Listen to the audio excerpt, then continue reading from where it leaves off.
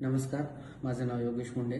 मी हिंगोलीचा रहिवासी आहे आणि मी मागच्या 4-5 वर्षापासून सर्दीने त्रासलेलो होतो. म्हणजे मला कंटिन्यू शिंका येणे, नाकातून पाणी येणे, श्वास घ्यायला त्रास होणे, अशा प्रकारची समस्या होती खूप वर्षापासून. आणि त्यानंतर मी इंस्टाग्रामच्या माध्यमातून डॉक्टर महेश भोयर यांचे एक इंस्टाग्रामची पोस्ट पाहिली, ज्यांना की सेम माझ्यासारखाच त्रास होता.